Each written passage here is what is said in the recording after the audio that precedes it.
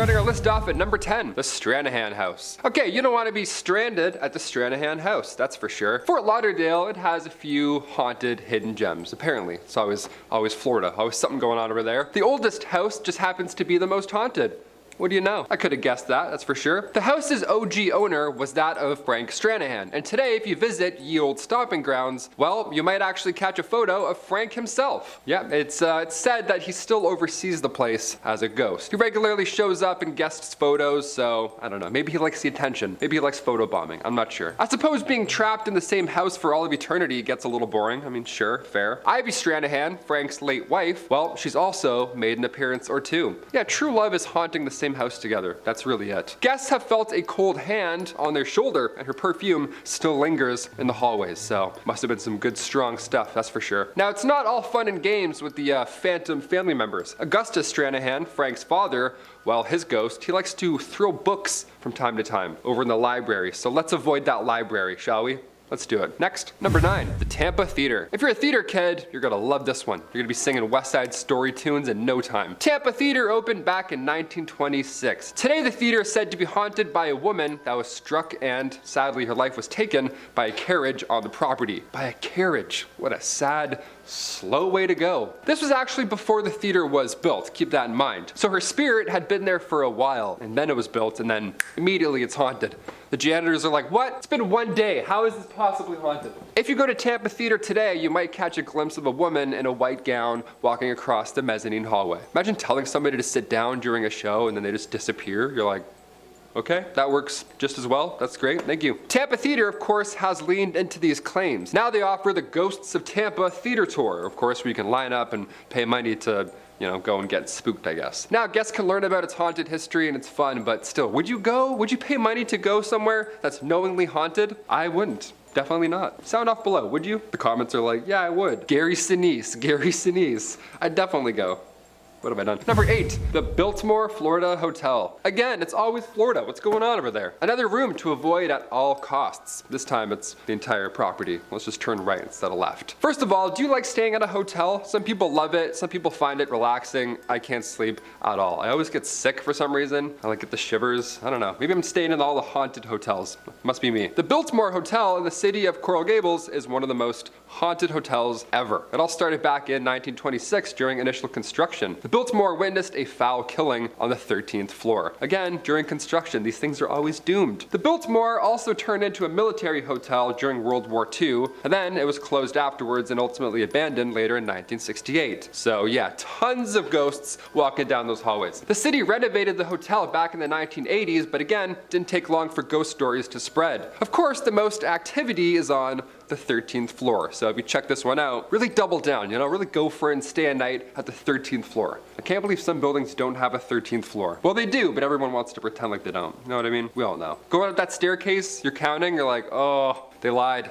Number 7, Whaley House. Located in San Diego and built in 1857. The Whaley House is an example of why you don't build your house on cursed lands. Yeah, let's go to the next plot over. This one seems a little occupied. A little Elden Rings action going on here. The site that this family's home was built on was also the location of San Diego's first ever public gallows. Ah, nice. What a fun fact that is. Let's move in. And apparently, right after moving in, Thomas Whaley said he could hear the footsteps of Yankee Jim Robinson, who had lost his life in the same gallows only 4 years prior. That's terrifying. How do you not know? 4 years ago? Come on. After the family had settled, they had all began to experience a bunch of family tragedies, most of which actually happened inside the house. Inside the house. Hence the cursed land aspect, right? Now we're kind of putting it together. As of today, the Whaley House is a museum, and apparently the family members continue to haunt that said museum. So sadly, you can't live there anymore or sleep there, but you have to pay a little pretty penny and go and take a look and take a sniff. I don't know why I said take a sniff, but sure, some people like to smell old history. Why not? Number 6, British Museum's adult room. All right, get those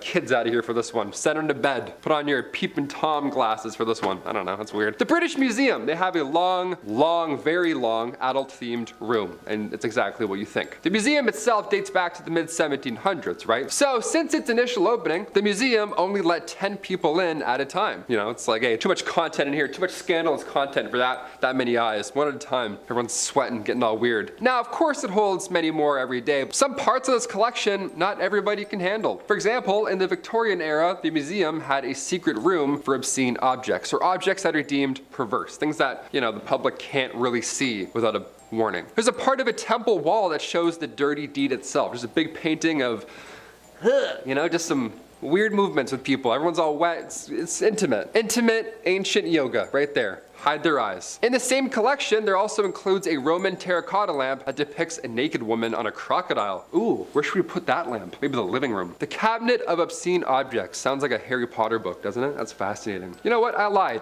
Check this room out. Don't avoid this one. Let's go peep our heads in. Number 5, flesh-eating beetle room. Ugh, if you don't like bugs, you're gonna hate this one. Sorry, Jen, if you're watching. This is gonna suck. Enough about ancient butts and ancient, yoga, hot yoga. Let's move on to some of the weird stuff, shall we? For example, in Chicago's Field Museum, this one is full of secret rooms. One's really disgusting. One of these rooms, you'll never catch me in, that's for sure. The flesh-eating beetle room. Do I have to say anything more? I don't know. Can you imagine this exhibit on a field trip? I would throw up immediately. I'd have to call my parents at like 10:51 a.m. The Field Museum uses hide beetles to clean its specimens. Yeah, so they're alive. Real beetles are in there working. 9 to 5 in there. Yeah, in order to get each of these carcasses ready for showtime, these beetles are on the clock. They're business oriented. In just a few hours, a small rodent can be completely cleaned, right down to the bone, gone. Like me after I eat wings, just nothing left, just a corpse. Imagine this is where Peter Parker got his powers.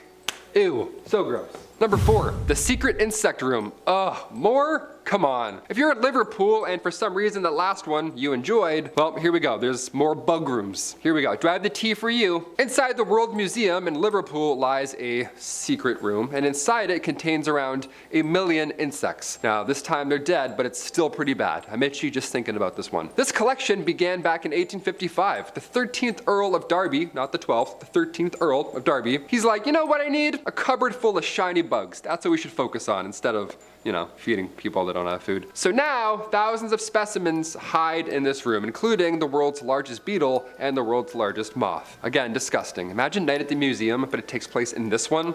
Ugh. Ben Stiller's like, yeah, we're gonna make it rated R. Number 3, room 206. Yeah, this one gives Stephen King's 1408 vibes. You're gonna absolutely love it. I'm not sure you're ready, honestly. Next time you visit, you guessed it, Florida, make sure that you read every customer review before you check into every hotel, okay? Room 206 at the Super on International Drive, apparently it's super haunted. Yeah, you wanna super avoid this one. I don't know, I tried 3 there, didn't work. Guests have reported the bed shaking in the middle of the night, which is not great for trying to get your beauty sleep. And they've also reported freezing cold air even though the AC was not turned on. Maybe that's why I was shivering this whole time. Oh God. And the worst of all, guests have seen their bed look as if somebody was just laying there, like, indents, even though it was perfectly made before checking in. That's terrifying. Can ghosts squat? We've got a couple of ghost squatters in our room. We gotta change rooms. Number 2, King Tut's belongings. The new Grand Egyptian Museum finally opened to the public back in 2021. And while that's quite recent, the contents displayed inside certainly are not. For the first time in history, all of King Tut's artifacts will be on display. See, prior to this museum being opened, we only saw about 150 artifacts from his tomb, and they all went on tour, like a band. They just went around the world and just haunted different locations with old ancient Egyptian curses. But now this museum will stay in one place. Now it will house thousands of artifacts in a beautiful space that pans over 7,000 square meters. It's massive. Now, cut back to the initial discovery of King Tut's tomb, November 4th, 1922. Ancient history was unearthed. A team of researchers led by British archaeologist Howard Carter discovered this entrance to King Tut's tomb, and it was fascinating. They found history right there, literally at the front steps. They're like, hey, let's go in. Why not? It'll happen. Only 3 weeks later, King Tut's actual tomb was unearthed, and history hasn't been disturbed in over 3,000 years. Then we came in and made him an exhibit. Now he's just, there's all stuff. There we go. This discovery spawned the curse of the pharaohs. You've probably heard of this. Because almost every expert involved in the initial discovery, they all experienced horrible luck. Howard Carter, the archaeologist who discovered the tomb, he gave a paperweight to his friend Bruce Ingham as a gift. Now that paperweight in question was a mummified hand wearing a bracelet. Why you'd give that to anybody as a gift, let alone a paperweight, is beyond me. Inscribed on that bracelet read the phrase, "Cursed be he who moves my body." Ingham's house, believe it or not, burned to the ground not long after receiving that gift. Who could have predicted that one? And then when he tried to rebuild the home, it was destroyed again in a flood. Yeah, talk about bad luck. That's why you don't steal cursed things. And finally, number 1, St. Augustine's Lighthouse. The St. Augustine Lighthouse is located in Florida and was built between 1871 and 1874, and it was considered Florida's first official lighthouse. Before then, everybody was like, I can't see. And since then, there have been several tragic events over the following years, but even during initial construction, there were several freak accidents on site that lead many to believe that it's haunted today. Today, said spirits are still lurking about. Sightings of shadowy figures are common, but one time, somebody saw a hand come through the tower door, like a floaty hand, like from Idle Hands. How terrifying is that? Can you imagine? That's horrible. Several guests have also reported furniture moving around on its own. One person even said that they had some of their arm hairs plucked off while in the basement, which is a little personal if you ask me, honestly. Another guest even felt someone grab their ankle at one point while walking down a hallway, which actually caused them to trip and fall. That's terrifying. Imagine looking down and seeing nobody. Getting chills thinking about that. Off at number 10 now, we have the Eiffel Tower. This iconic French landmark gets its name from Gustave Eiffel, the architect behind it. Don't know why I shouted his surname. He built in a private apartment at the top of the tower to entertain guests such as Thomas Edison. Over the years, many people offered Gustave a lot of money to rent the space, but he always refused. These days though, the apartment is open to the public to visit. When you get up there, you will find it decked out in an authentic 19th century interior with wax models of Gustave and friends. A little bit creepy, if I'm honest, those pictures. Moving on to number 9 now, we have the Hall of Records. I'm sure you'll all recognise this. It's Mount Rushmore, depicting the faces of 4 US presidents: George Washington, Abraham Lincoln, Thomas Jefferson, and Theodore Roosevelt. Behind Abraham Lincoln's head, you can find a little known room known as the Hall of Records. This special vault was properly installed in 1998. It contains 16 porcelain panels depicting the construction of Mount Rushmore and also why those presidents were chosen. The room is not meant to be viewed by the general public, but is intended to be a sort of time capsule for the future. There are also copies in there of the Declaration of Independence, the Constitution, and the Bill of Rights. Next up at number 8 now, we have Club 33. Disneyland in California is a kid's paradise, and also pretty fun for big kids too, I guess. Alright, it's fun for everyone, but it's aimed at kids. Because of this, you won't find any places there really selling alcoholic drinks, except for Club 33. It lies behind an unmarked door in New Orleans Square. It's an exclusive, members-only club that charges people $25,000 to join, and then comes with an annual fee of $12,000. It does look very nice from the pictures, but I'll be honest, I'm probably going to stick to Splash Mountain. At number 7 now, we have the Cave of Evil Spirits. Unlike the ones we've talked about so far on this list, this is a natural room, otherwise known as a cave. Obviously. It can be found at Niagara Falls, tucked away down the road. It's not known to many members of the public. I've been to Niagara Falls 3 times now and had no idea of its existence. However, the Seneca tribe of Native Americans knew it all too well. They believed it contained the trapped souls of evil spirits, hence its name. Apparently, warriors who entered the cave without fear were deemed ready for battle.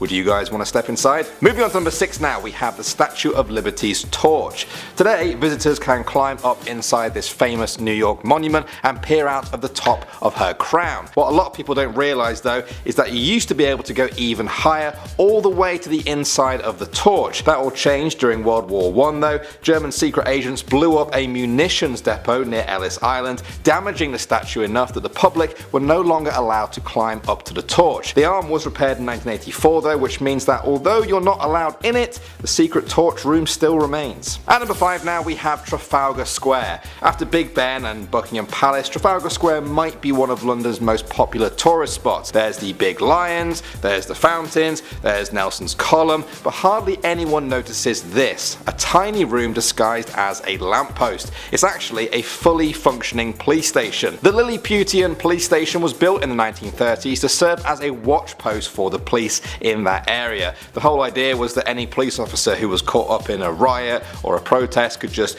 duck in there for a bit for cover. It's so small that it only fits a single police officer, or I guess 2 if the police officers are, you know, comfortable with each other. Next up at number 4 now, we have Radio City Hall. If any of you guys are from New York, you may have heard of Radio City Music Hall. After opening in 1932, it went on to become known as the showplace of the nation. In recent years, it's hosted political conventions, boxing matches, and even the NFL draft. During its construction, the architects built a secret apartment for Samuel Rothafel, one of the designers. After he died in 1936, the apartment was left unused and pretty much forgotten. Because of this though, it's remained perfectly pristine inside, just as it was left. Everything there looks just like it did during the Art Deco era that it was constructed in. Some people find it cool, others find it creepy. What do you guys think? Moving on to number 3 now, we have the Lucky 7 Lounge. At the Pixar Studios, an animator called Andrew Gordon once stumbled across a human-sized hatch in the back wall of his new office there. The tunnel led to a room used for access to air vents.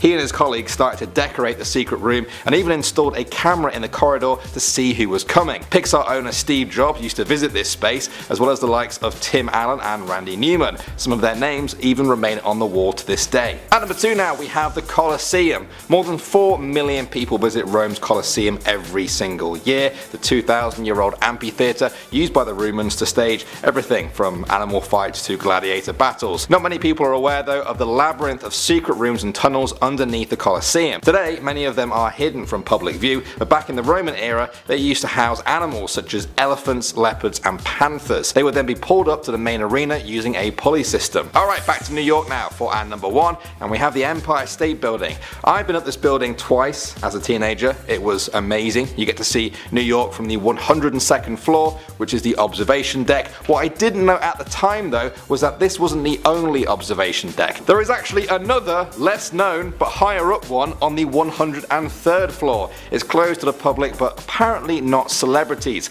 Taylor Swift once posted pictures of herself up there. It's thought that this room was originally meant for passengers to climb onto airships that would dock on the buildings. Airships stopped being a thing though after the Hindenburg disaster, but this hidden high up room still remains. Kicking off the list at number 10. British Museum's Adult Room. Okay, young ones, hide your eyes, here we go. We'll kick this list off on a scandalous note. The British Museum, they have a long-lost adult-themed room, to put it lightly. The museum itself dates back to the mid-1700s. At its initial opening, the museum only let 10 people in at a time. Now, of course, it holds many more people every day, but some collections, not everybody can handle. In the Victorian era, the museum had a secret room for obscene objects, or objects that are deemed perverse. There's a part of a temple wall that shows, you know, the dirtiest deed being done. And the collection includes a Roman terracotta lamp that depicts a naked woman on a crocodile. Number 9.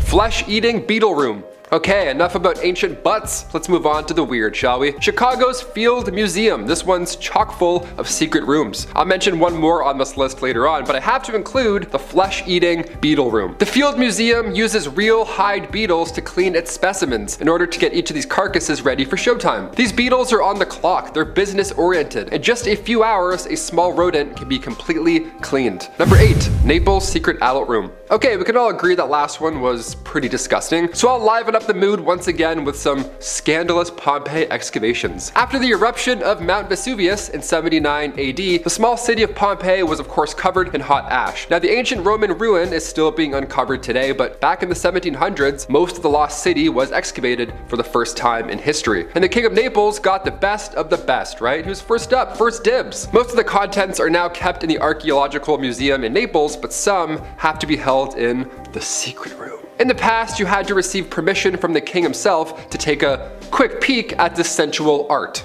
Number 7. Medici Chapels. This one begins with an epic discovery, okay? Back in 1975, the director of the Medici Chapels Museum in Florence, Italy, was searching for a new exit route for visitors. He was trying to expand whilst controlling traffic a little bit more, right? We love big moves. Now, in doing so, the director himself stumbled across this trap door beneath a closet. There also lies a few clues on the walls. There are sketches and drawings, the style of which seems to belong to one Leonardo da Vinci. Yeah, this is pretty big news. This room was immediately closed for renovations. It was held a secret until 2020, so for many, of course, this is still widely unknown, so I hope you learned a thing or two so far in this list. If you live in the area, go check out some ancient trapdoors in Italy. There you go. Number 6. Secret insect room. If you're in Liverpool and you love insects, oh boy, do I have just the tea for you. Let's go. Inside the World Museum in Liverpool lies a secret room, and inside it contains around 1 million insects. Don't worry, these ones are dead this time around. This collection began back in 1855. The 13th Earl of Derby, he's like, you know what? I need a cupboard full of shiny bugs. Let's make it happen, gang. Yeah, let's do it. Thousands of specimens now hide in this room, including the world's largest beetle and a moth with the largest wingspan. Big old shirt with wings. There you go. Imagine Night at the Museum, but it takes place in the World Museum in London.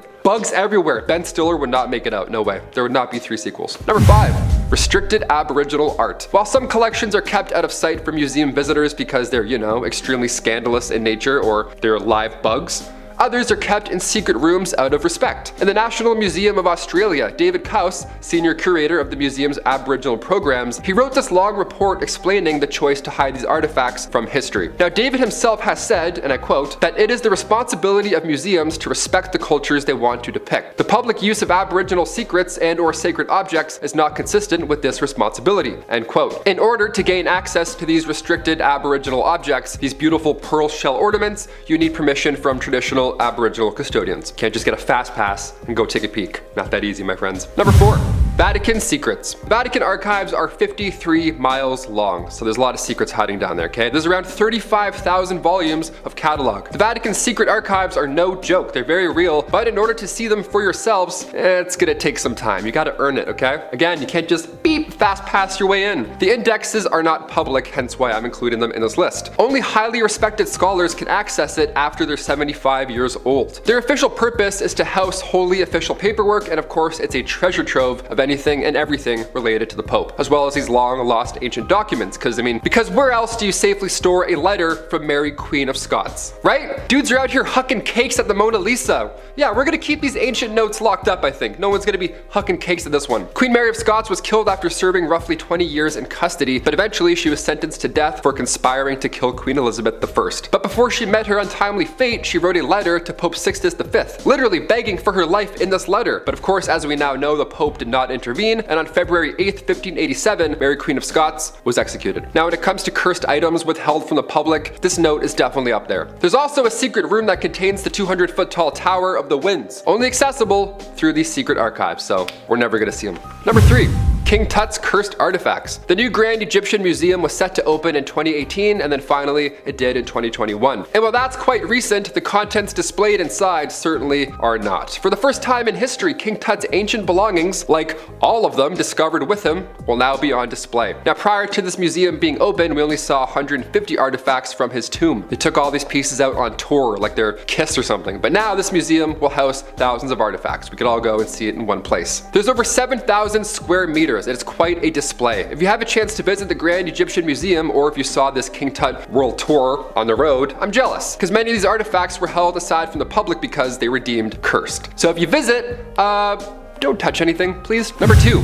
Deathly Pearls. If you've seen the movie Annabelle Comes Home, this next secret room in a secret museum should ring a bell. Character Daniela in the movie, she tries to communicate to a loved one beyond the grave. Now, in order to do so, she puts on a bracelet from Ed and Lorraine's Occult Museum. Now, there isn't a mourning bracelet in the real Occult Museum, but there is such thing as the Pearls of Death, and you cannot touch them, obviously. These are very real and they are very locked up, and they're also very lovely, might I add. I think they would look fabulous on me. These pearls were added to the museum after a woman claimed they were strangling her by themselves. The second this poor woman put these pearls on, she needed people around her to help yank the pearls from her neck. Yeah, these haunted pearls have nothing on Martha Wayne.